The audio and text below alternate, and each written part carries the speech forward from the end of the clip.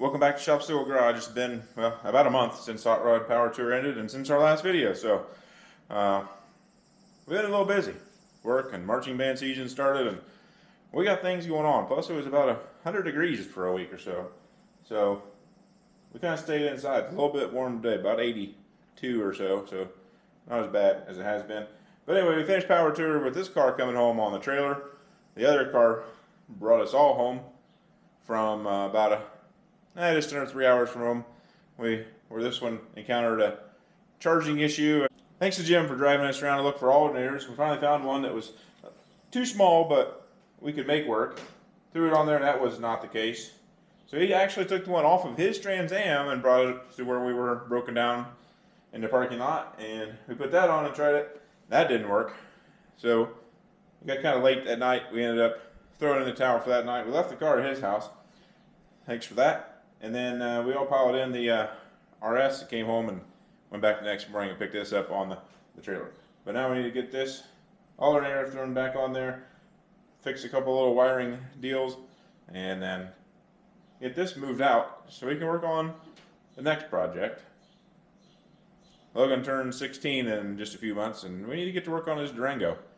So let's get this alternator back on here and get this moved out and get ready to work on the Durango. Okay, get it on there somewhat. Let's see if we can get her tight.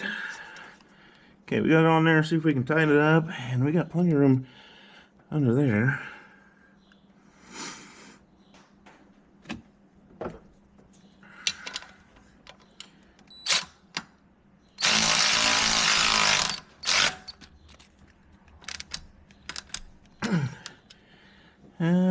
We might want to, I don't know, let's see.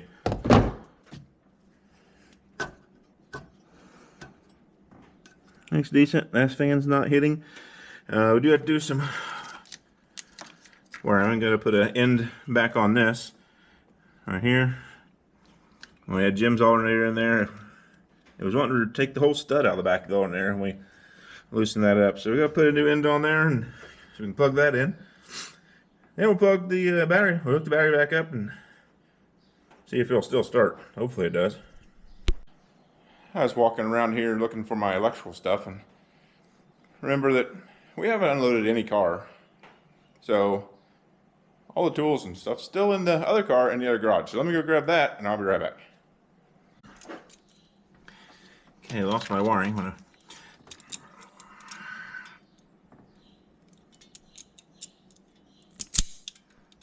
Okay, we got that in the wrong size, so let's try it again. Yeah,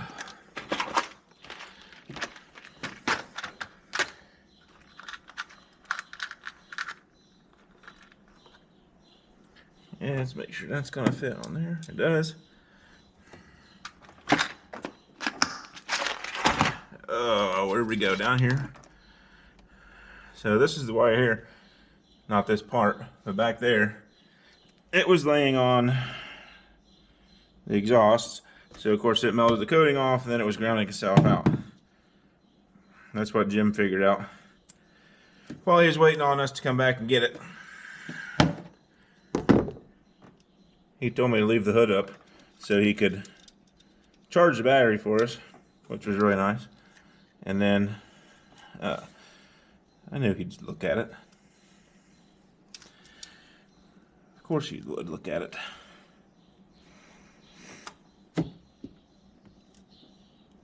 And if you hear that noise in the background, I had to turn. That's not even a 10 millimeter. Oh. Jim, quit laughing at me.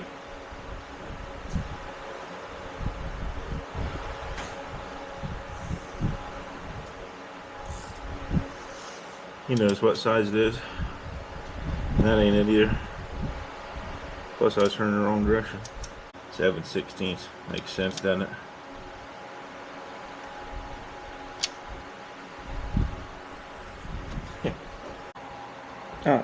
We're showing 12.2 volts on this deal. For some reason my multimeter doesn't want to work even with new batteries. It didn't work on Power Tour for us, so showing 12.2 volts. Let's see if we can get the car to start. On my way out of the shop, and I forgot to add, see those black marks? That's not from burnouts in here. That's excess fuel. We stopped 21 times for gas on this power tour trip. I spent almost $1,300. Because this thing is loading up on fuel running rich. That's something else we got to figure out. We're getting just right at 10 miles per gallon. So running premium at 10 miles per gallon was not fun. But that's what we did. Anyway, back to the video. Ignore the fan in the background. It's hot.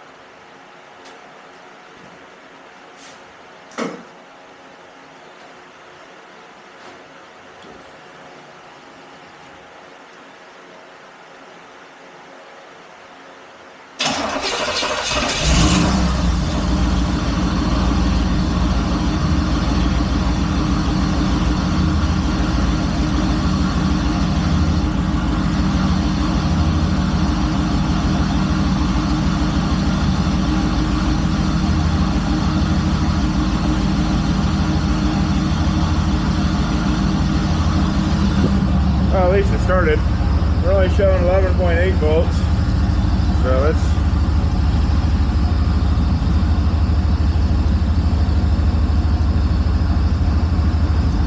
play with our wire and make sure it's not, I don't know where it's at back here. It was way back here somewhere where it was.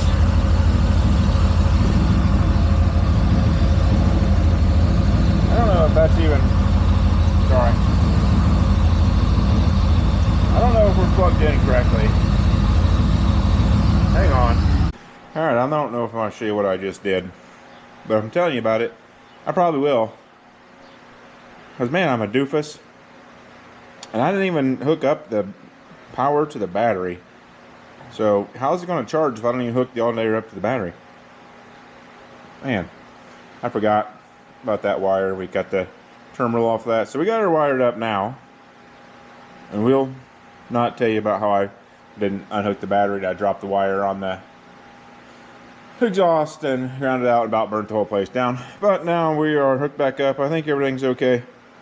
We did do a new wire back to the one that was melted on the exhaust at the back in the original place. First place. And now we got a nice purple wire on the battery because that was the thickest wire I had after I melted that one. It's laying right there. Alright, so let's try it again. Here's the coating that was on that where I melted it. Piece of wire still. We cut it down to the good wire. Start it over with purple. Alright, let's see. See if it gets on fire or battery charges.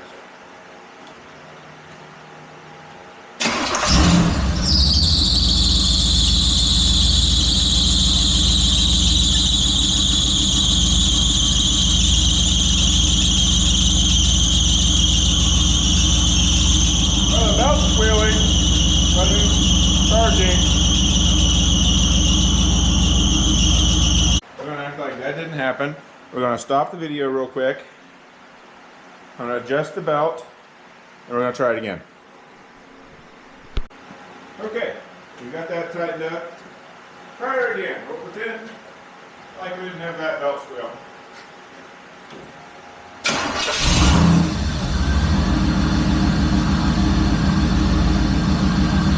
Oh yeah.